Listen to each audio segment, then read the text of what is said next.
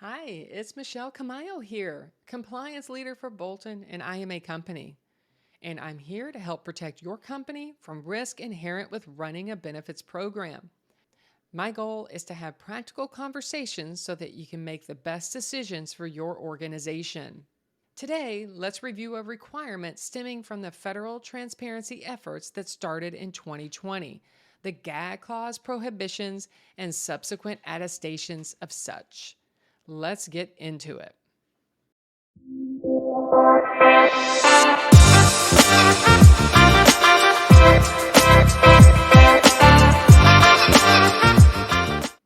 Here's what I'll cover: how we got here, what it is, what employers need to do and when, and the most commonly asked questions.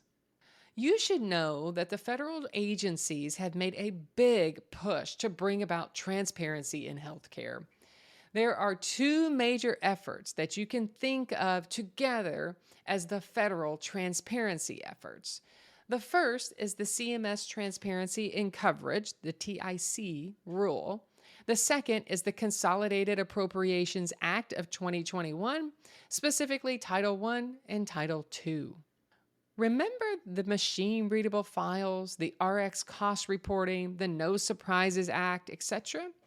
Those were all requirements born from the TIC and CAA 2021. The gag clause prohibition and annual attestations are up next, which stem from Title II of CAA 2021. The gag clause prohibition is a legal clause in Title II of the CAA 2021, and the annual attestation is the government's way of ensuring compliance with that legal clause. And the passage of CAA 2021 prohibited group health plans and insurance carriers from entering into agreements with providers, TPAs, or other service providers that included language that would constitute a gag clause. And a gag clause, in short, is defined by contractual language that contains restrictions with regards to disclosure of provider-specific cost or quality of care information, restrictions on electronic access to de-identified claims, and sharing information or data described in certain HIPAA regulations. Now, there are more details to a gag clause than just that, but I wanted to give you the short and sweet summary. The second requirement of the gag clause prohibitions is the annual attestation. This is where group health plan sponsors, aka employers in most situations, must take action. Plans and carriers must submit an attestation of compliance with the gag clause prohibition on an annual basis. The first attestation is due by the end of this year, 12/31, and the attestation covers the period starting from 12/27 of 2020. So what do employers need to do? This depends on whether your carrier or TPA will submit the attestation on your plan's behalf. If the carrier or the TPA confirms that they will do so in writing, the employer may not have to take any action. Just note that carriers might need to gather some information from their employers in order to submit on their behalf, so be diligent in reading carrier or TPA communication this year. Your first step as the employer should be to contact your carrier or TPA to determine compliance. You'll ask the carrier or TPA if they have complied with the gag clause prohibition, as described in CAA 2021, and if they will be taking on responsibility to submit the attestation on your group's behalf. Now, special note, if your Bolton benefit clients will be contacting you directly with these answers and more details in the next few weeks, well ahead of the December 31st deadline. The second step: save that carrier or TPA response in your benefit compliance folder.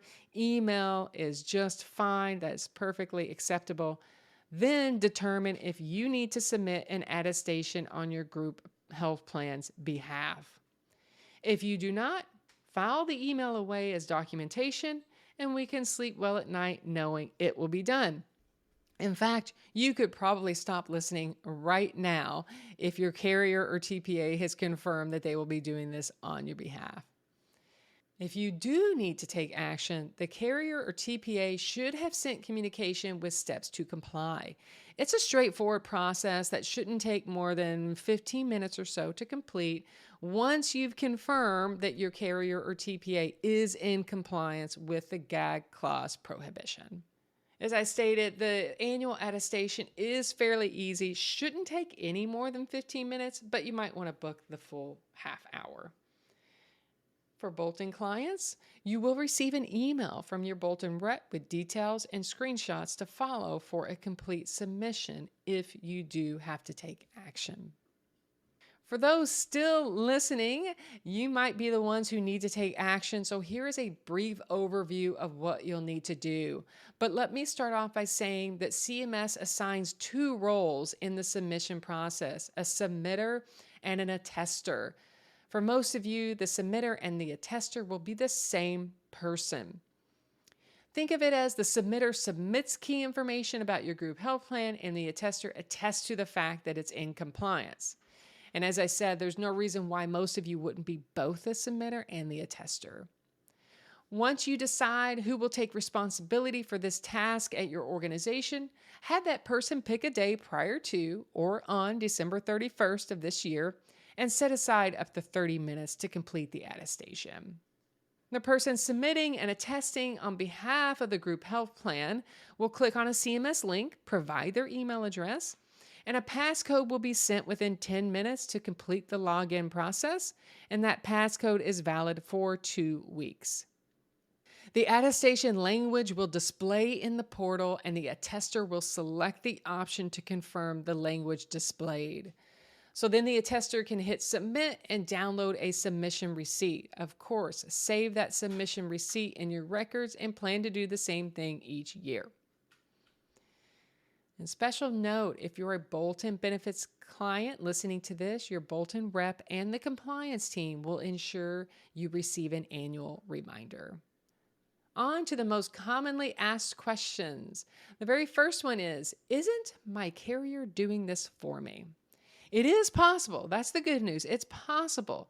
But carriers aren't handling it the same way. And because of that, it's important that you contact your carrier rep or your TPA rep to understand if you need to take action.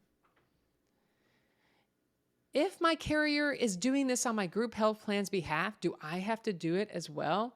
No, you can happily disregard any questions or details with regards how to submit the attestation. You are one of the lucky ones who do not need to take action. And who is the best person at my organization to submit the annual attestation? Truly, any authorized rep will do. I recommend that person submitting the attestation be sure that they have reviewed the written statement from their carrier or TPA with regards to compliance. In this way, when that person attests to the language in the CMS portal, they are confident that it is accurate. Someone asked me, why are there two different roles in the CMS system, a submitter and an attester? The best way to answer that is to just say that the CMS attestation process is built in such a way to accommodate all group health plans and to provide carriers and TPAs a way to attest for many clients all at once. So a lot of the steps or some of the questions won't look intuitive to us as the individual. The bottom line is that you could choose to have one person submit the necessary plan data and a different person log in and attest. But for those listening to me right now, it's probably easiest for the submitter and the attester to be the same person. Is this for medical plans only? Yes, it does not apply to any other policy except medical.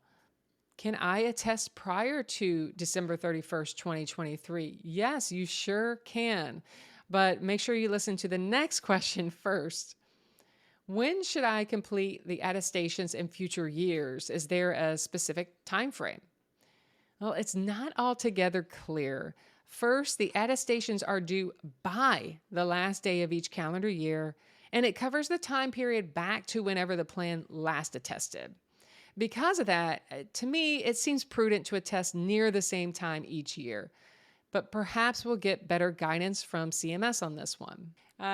Someone's thinking here, can I submit on 12/31/2023 and then again submit on 1/1/24 for the 2024 calendar year? Yes, you could actually do that. However, you're only attesting compliance for 1 day, since the attestation covers the time period back to when you last attested. So it's really more practical to attest at the same time each year, 12 months from the date you last attested. I think that's the easiest way to approach this. And what if you forget or you just simply don't do it for whatever reason? What are the penalties of non-compliance? Again, not 100% clear. The language in the regs state subject to enforcement action, but it doesn't specify that enforcement action. So we have to presume that they could assess a standard $100 per violation per day excise tax. So that was a standard $100 per violation per day excise tax. However, what enforcement action they might consider truly does remain to be seen. As I said, in the regulations, it simply says subject to enforcement action. It does not specify what action, so we have to speculate. Remember, the federal transparency efforts are expansive, and the employers with group health plans should pay close attention to requirements and deadlines.